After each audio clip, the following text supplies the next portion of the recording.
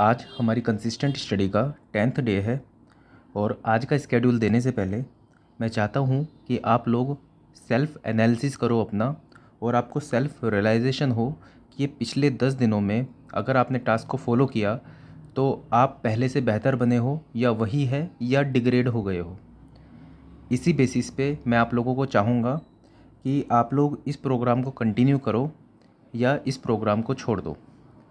जो लोग पहले तो आप ये देखो कि पिछले 10 दिन में आपको क्या क्या टॉपिक दिए गए और आपकी एफिशिएंसी क्या क्या रही, वो आपको रियलाइज़ करना है अभी के अभी, वीडियो के बीच में ही। तो फोकस करते हैं सबसे पहले टेक्निकल टॉपिक्स के ऊपर। टेक्निकल टॉपिक्स में मैंने आप लोगों को स्ट्रेंथ ऑफ मटेरियल में property of material, SFD, BMD, deflection के सिर्फ फॉर्मूले करने के लिए मैंने आपको बोले थे। टॉर्जन के सिर्फ एसएससी जेई के पीवाईक्यू करने के लिए मैंने आपको बोला था। आरसीसी और स्टील में मैंने आपको पेजेस बताए थे इम्पोर्टेंट, जो आपको जस्ट रीडिंग मारनी थी उनकी। अब जब आपने उसको रीडिंग कर लिया है तो अब जाके मैं आपको टास्क देना स्टार्ट करूँगा आरसीसी और स्टील का। बीएमसी के अंदर आपको मैं सीमेंट पढ़ने के लिए एक बार दे चुका हूँ और एक बार आपको रिवीजन भी करने के लिए मैं बोल चुका हूँ। आई होप आपने वो भी कर लिया होगा। कंक्रीट आप एक बार पढ़ चुके हो। स्टोन्स के मैंने आपको पीवाईक्यू करने के लिए बोले थे, आई होप आपने वो कर लिए होंगे। सॉइल के अंदर origin and soil water relationship, ये चैप्टर मैं आपको दे चुका हूँ। कॉम्पैक्शन ऑफ सॉइल दे चुका हूँ। क्लासिफिकेशन ऑफ सॉइल ये आपका हो चुका है। ट्रांसपोर्ट में ज्योमेट्रिक डिज़ाइन आपने एक बार पढ़ लिया है। इसको एज अ टास्क मैं आज वाले स्केड्यूल में आपको दूंगा, जिसमें आपको एसएससी जेई के पीवाईक्यू करने होंगे बस। सर्वे के अंदर लीनियर मेजरमेंट आप इसके पीवाईक्यू कर चुके हो और थियोडलाइट का एक बार ओवरव्यू ले चुके हो। फ्लूइड मैकेनिक्स में fluid properties and viscosity, surface tension, capillarity जो चैप्टर है वो आप एक बार कर चुके हो। लैमिनार फ्लो के आपने सिर्फ और सिर्फ फॉर्मूले देखे हैं। फ्लो थ्रू पाइप्स के आपने एसएससी जेई के पीवाईक्यू देखे हैं।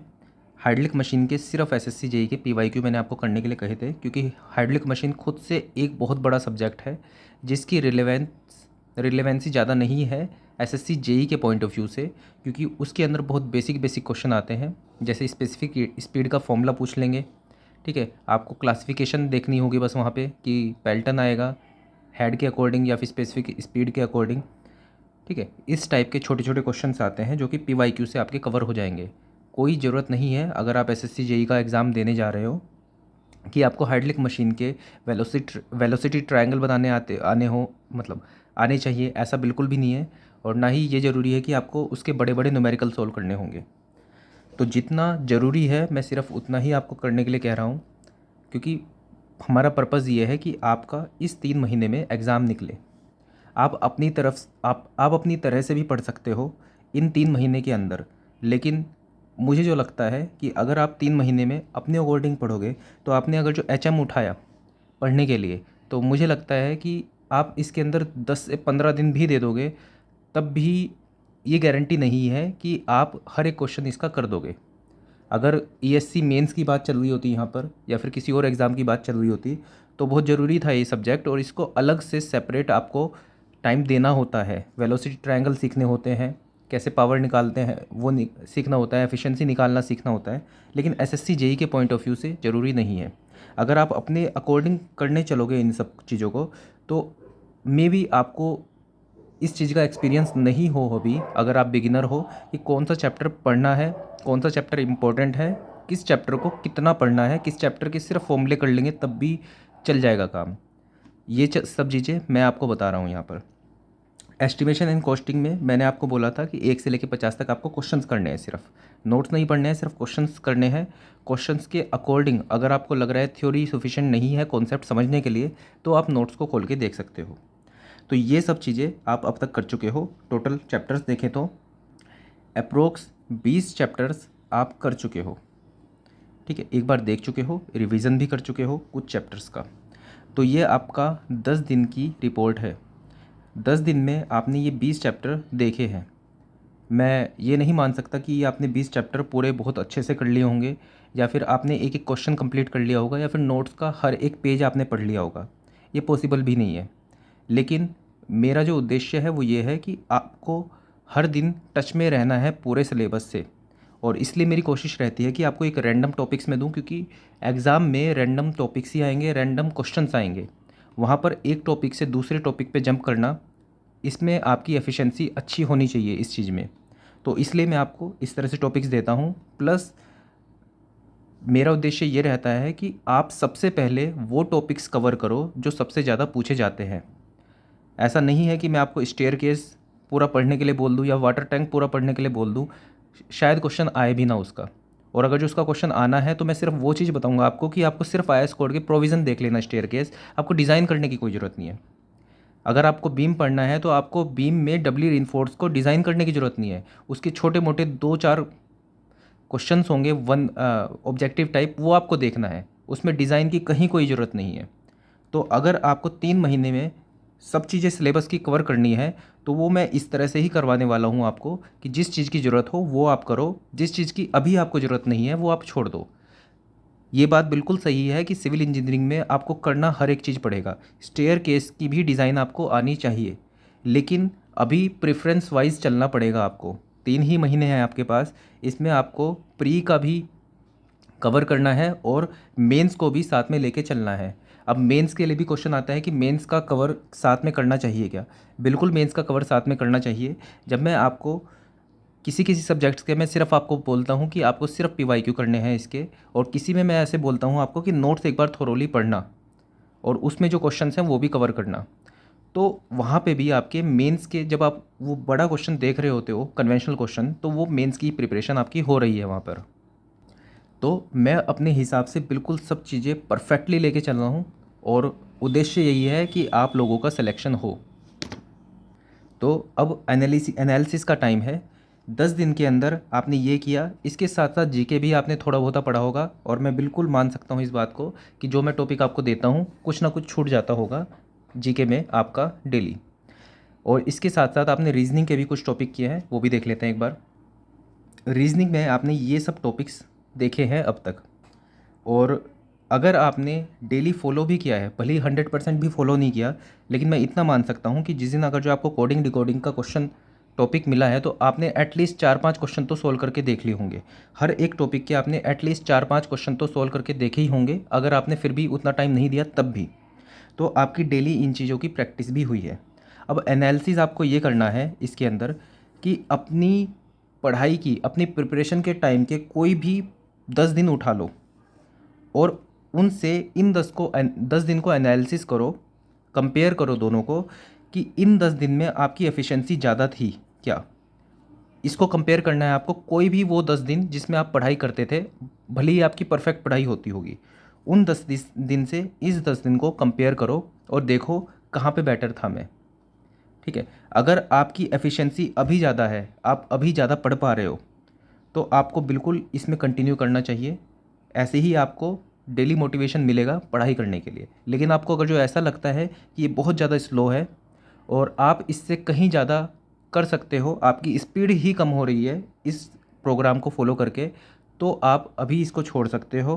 प्लस जो लोग कोचिंग में एंगेज हैं, कोचिंग कर रहे हैं ऑफलाइन या ऑनलाइन, तो उनकी डेली कोचिंग, जैसे ऑफलाइन आप कोचिंग कर रहे हो, आपकी 6-7 घंटे की कोचिंग चलती ही है डेली, तो मैं उनको बिल्कुल भी रिकमेंड नहीं करूँगा कि आप ये प्रोग्राम करो। जैसे मान लो आपके कोचिंग में सोम का चैप्टर चल रहा है, कोई भी ट्रांसफॉर्मेशन ऑफ स्ट्रेसिस चल रहा है, मान लो आपने 6 घंटे की क्लास की।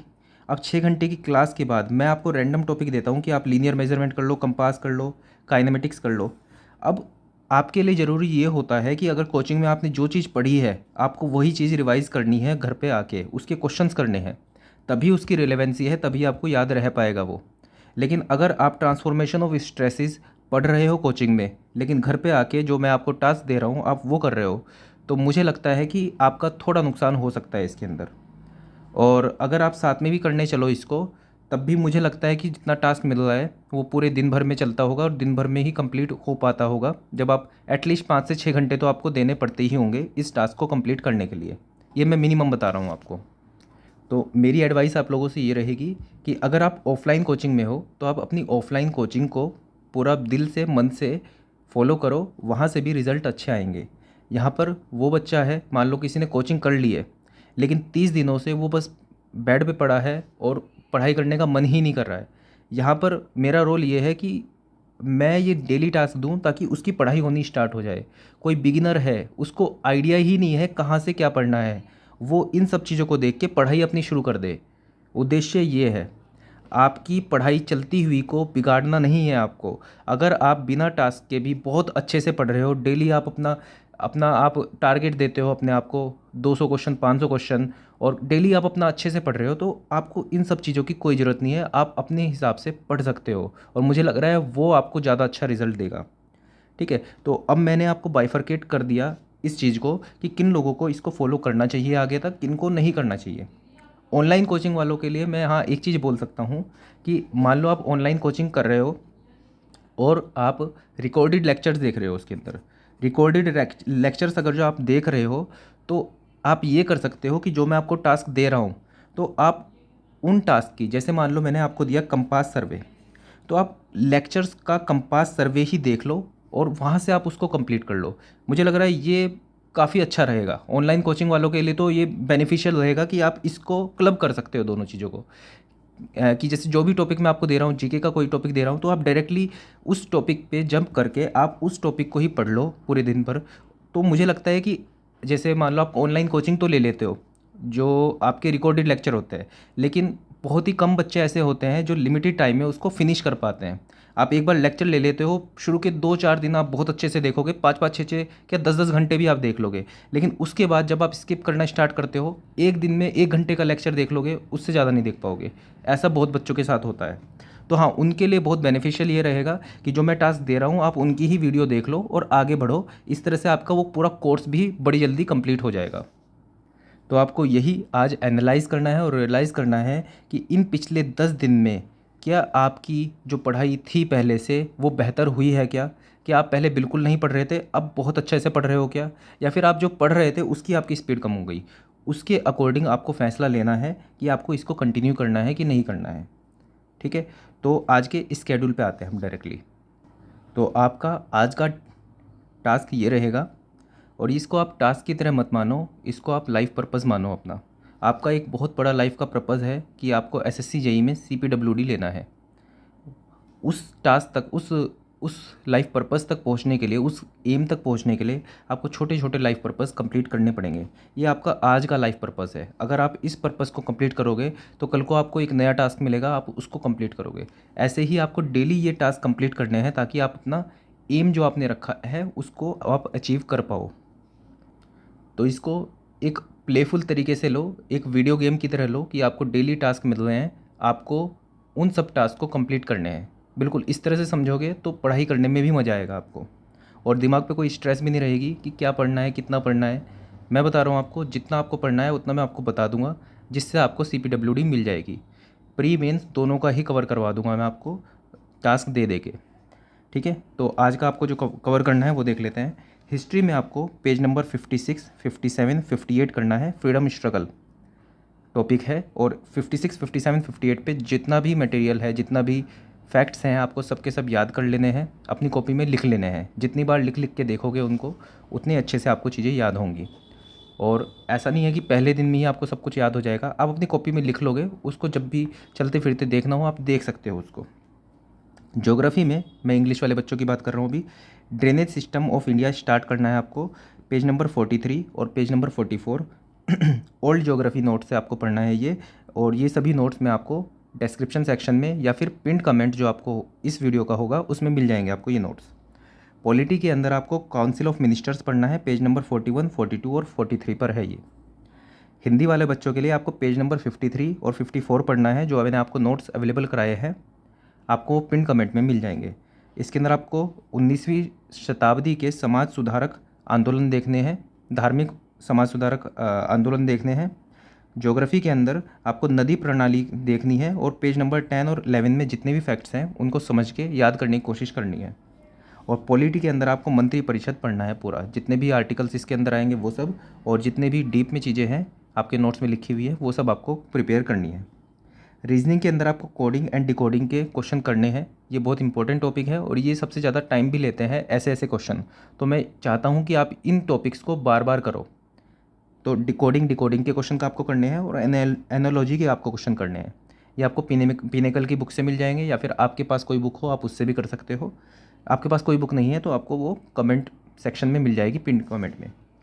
टेक्निकल की बात करें तो ज्योमेट्रिक डिज़ाइन आपको एक बार मैं करने के लिए दे चुका हूँ, और ये चीज़ बिल्कुल बहुत नॉर्मल है कि जो मैं आपको टॉपिक देता हूँ वो एक दिन में शायद कंप्लीट ना हो पाए, वो बिल्कुल जेन्युइन सी बात है। इसलिए मैं उसको बार बार आपसे रिवीजन करवाऊँगा, ताकि अगर छूट जाए, लेकिन हाँ कोशिश यही करनी है कि आप पूरा, एटलीस्ट पूरा जो चैप्टर मैं दे रहा हूँ तो लास्ट तक उसको देख तो लो कि है क्या क्या चीज़ इसके अंदर। कोशिश आपको पूरी करनी है, क्योंकि जितने आप एफर्ट्स दोगे उतना ही आप पास पहुँचोगे अपने लक्ष्य के। तो आपको ज्योमेट्रिक डिज़ाइन के पिछली बार आपने नोट से पढ़ लिया था, आज आपको सिर्फ और सिर्फ एसएससी जेई पीवाईक्यूज़ देखने हैं, क्वेश्चन सॉल्व करने की कोशिश करनी है। और काइनेमेटिक्स के अंदर आपको थोड़ा अलग अप्रोच लेना पड़ेगा। आपको एसएससी जेई पीवाईक्यू खोलने पड़ेंगे इसके अंदर। पहला क्वेश्चन देखो, समझ में आ रहा है तो अच्छी बात है, आगे बढ़ो। नहीं समझ में आ रहा है, दूसरा, जैसे मान लो आप दूसरे क्वेश्चन पे आए, आपको समझ में नहीं आया, तो उसके बाद आप नोट्स पे जाओ और सिर्फ वही वाला टॉपिक पढ़ो और वापस से अपने नोट्स पे आओ। इसके अंदर कुछ ऐसा नहीं है कि बहुत ज़्यादा रिलेटेड है बहुत सारी चीज़ें, कि पहली चीज़ समझ में नहीं आई तो दूसरी चीज़ नहीं आएगी, ऐसा कुछ नहीं है। जो चीज़ ऐसी होगी वो मैं आपको पूरा चैप्टर पढ़ने के लिए ही बोलूँगा। तो आपको काइनेमेटिक्स के अंदर एसएससी जेई के पीवाईक्यू देखने हैं और उसके बाद नोट्स पे आना है जो चीज़ आपको समझ में नहीं आए। कॉन्क्रीट मैं एक बार आपको पढ़ने के लिए दे चुका हूँ। आज आपको एसएससी जेई पीवाईक्यू देखने हैं कॉन्क्रीट के। और जैसे आपने कॉन्क्रीट चैप्टर पहले पढ़ा हुआ है, अब आप जब एसएससी जेई पीवाईक्यू करने स्टार्ट करोगे, पहला क्वेश्चन हो गया, दूसरा क्वेश्चन हो गया, तीसरा क्वेश्चन हो गया, मान लो चौथे क्वेश्चन में आपको दिक्कत आई कि आपको फैक्ट्स याद नहीं थे उसके। जैसे बोगस कंपाउंड का क्वेश्चन आया कोई कि एलाइट, बेलाइट, सेलाइट और फेलाइट, इन चारों की कंपोजिशन कितनी होती है, कितना कितना परसेंट होता है, आपने देखा, आपको ये याद नहीं था, तो उसको अपनी तभी के तभी शॉर्ट नोट्स पे लिख लो। कोई भी क्वेश्चन आप ऐसा देखो जो आपको आता नहीं था, उसको आप अपनी कॉपी में वन लाइनर की तरह लिख लो और लास्ट में उसका आंसर लिखो, ताकि बाद में आप हाथ रख के उसको दोबारा से रिवाइज कर सको। दूसरा तरीका, आप जब एसएससी जेई पीवाईक्यू आप अपनी कर रहे होंगे, अगर जो आपके पास फिजिकल कॉपी है, अगर आपको पहले बारी में कोई क्वेश्चन नहीं आता है तो उसके ऊपर स्टार लगा लो। अगर मान लो आपको क्वेश्चन आता था लेकिन आपसे गलती से वो गलत हो गया, सिली मिस्टेक हो गई, तो वहाँ पे एस लिख लो। मतलब इस तरह से आप पॉइंट्स बना सकते हो, ताकि आपको याद रहे कि इस क्वेश्चन में क्या क्या चीज़ हुई थी। और रिवीजन करते टाइम आपको हर एक क्वेश्चन दोबारा से ना पढ़ना पड़े। काफ़ी सारे क्वेश्चन ऐसे भी होते हैं जो आप नींद में भी नहीं बोलोगे, आपको नींद में भी पूछ लिया जाएगा, तब भी आप उसका आंसर सही कर दोगे। तो उन क्वेश्चन को बार बार नहीं करना है। जो आप क्वेश्चन गलत कर रहे हो, जिसमें आप सिली मिस्टेक कर रहे हो, आपको वही क्वेश्चन देखना है बार बार। ठीक है, तो आपका आज का टास्क ये रहेगा। वीडियो ऑलरेडी काफ़ी लंबी हो गई है तो आज क्वेरीज़ मैं नहीं ले पाऊँगा, तो आज आप ये टास्क कंप्लीट करो और इस वीडियो के कमेंट सेक्शन में जो भी क्वेरीज़ होंगी, जो भी डाउट्स होंगे, वो मैं अगली वीडियोज़ में आपके क्लियर कर दूँगा। सो ऑल द बेस्ट आज के टास्क के लिए। That's all for this video. Thank you.